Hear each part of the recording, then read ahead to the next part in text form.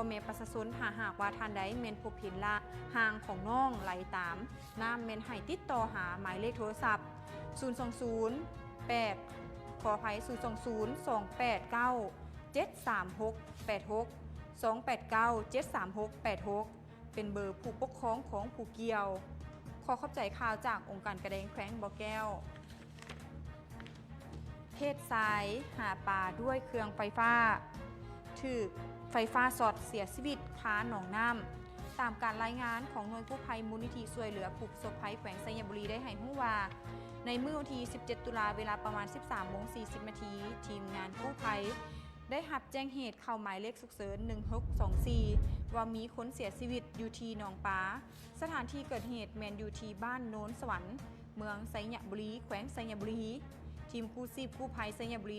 1624ได้ออกตรวจสอบเหตุพบเห็นผู้เสียชีวิต1 คนเป็นเพศชายสภาพนอนคว่ำหน้าซึ่งว่าผู้เกี่ยวเสียชีวิตย้อนถูกไฟฟ้าจากหม้อสอดปลาสอดเสียชีวิตหน่วยกู้ภัยมูลนิธิช่วยเหลือผู้ประสบภัยแขวงไซยบุรีก็ได้ประสานหาเจ้าหน้าที่ตำรวจเพื่อเก็บกู้ข้อมูลสืบสวนสอบสวนและมอบให้ญาติพี่น้องทำพิธีทางศาสนาขอขอบใจข่าวจากมูลนิธิช่วยเหลือผู้ประสบภัยแขวงไซยบุรียาหลงเสื้อข่าวปลอมไข่ปลาแดกที่เห็ดจากเนื้อมนุษย์คณะกรรมการปกครองเมืองจำปาสักก็ได้ชี้แจงโตกับสังคมซึ่งว่าทางด้านคณะกรรมการปกครองเมืองจำปาสักขอถือเป็นเกียรติเฮียนรายงานมายังทานหัวหน้าห้องว่าการแขวงจำปาสักได้รับทราบว่าเรื่องข่าวการโฆษณาผ่านสื่อสังคมออนไลน์จาก YouTube ซึ่งว่ามีข่าวก็คือนางทองมาบ้านดอนตลาดเมืองจำปาสักได้มีการขายปลาแดกที่เฮ็ดจากเนื้อมนุษย์ต่อกับข่าวลือดังกล่าวนั้นเจ้าหน้าที่แมนได้สมทบกับองค์การจัดตั้งบ้านดอนตลาดได้ลงสำรวจเก็บกู้ข้อมูลตัวจริงในเมื่อวันที่19 ตุลาผ่านการลงกวดกาเก็บกู้ข้อมูลตัวจริงของเจ้าหน้าที่เห็นได้ว่าข่าวดังกล่าวนั้นแมนโบมีมูลความจริงตามที่ข่าวลือทางสังคมออนไลน์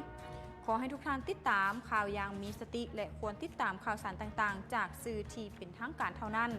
ขอขอบใจข่าวจากลาว Security News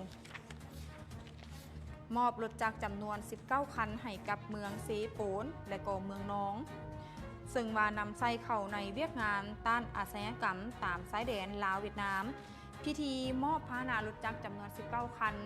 ให้กับเมืองเซโปนและก็เมืองน้องก็ได้จัดขึ้นอยู่ที่ห้องว่าการแขวงสวรรณเขตในเมื่อวันที่17 ตุลาที่ผ่านมานี้จุดประสงค์ของการมอบพาหนะรถจักรเวฟสีขาวให้แก่2 เมืองของแขวงสวรรณเขตในครั้งนี้ก็เพื่อนำไปมอบต่อให้กับเจ้าหน้าที่ปกส.ที่เฮ็ดหน้าที่ประจำการอยู่ห้องการประสานงานปกส.บ้านเพื่อต้านอาชญากรรมตามเขตชายแดนลาวเวียดนามลาวจำนวน15 จุดรถ15 คันของเมืองเซโปนและ4 จุดของเมืองน้อง4 คันซึ่งว่ารถจักรจำนวนดังกล่าวนี้แมนได้มาจากการมอบของกระทรวงป้องกันความสงบสส.เวียดนามขอเข้าใจข่าวจากสวรรค์พัฒนาข่าวประชาชนบ้านทากบอและก็บ้านสองคอนเมืองปากสันได้รับเครื่องช่วยเหลือบรรเทาทุกข์จากภัยพิบัติเพื่อเป็นการซุกยู่ช่วยเหลือประชาชนบ้านที่ถือผลกระทบจากภัยน้ำท่วมในต้นเดือนตุลาที่ผ่านมาท้ายอาทิตย์ที่ผ่านมานี้ทางด้านคณะปกครองเมืองปากสันนำโดยทานแก้ววิไลไสยจักรคณะประจำผักเมืองประธานแห่งงานลาวประธานแห่งลาวสร้างชาติเมืองปากสันและก็ทานหงทองพันประดิษฐ์กรรมการผักเมืองหัวหน้าห้องการเงินเมืองพนักงานก่อสร้างหักฐานเขตบัวแวงค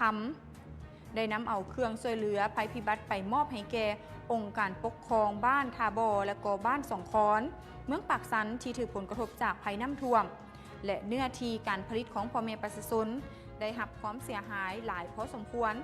สำหรับเครื่องช่วยเหลือที่นำมามอบในครั้งนี้ให้แก่2 บ้านประกอบมีข้าวสารปลากระป๋องสำเร็จรูปมีสำเร็จรูปน้ำดื่มและอื่นเพื่อจัดแบ่งและก็แจกย้ายให้กับประชาชนที่ได้รับผลกระทบเพื่อแก้ไขเฉพาะหน้านั่นเองขอขอบใจข่าวจากเมืองปากสันเจ้าท่านผู้ชมนี่ก็ได้ว่าเป็นข่าวสารต่างๆที่ข้าพเจ้านำมา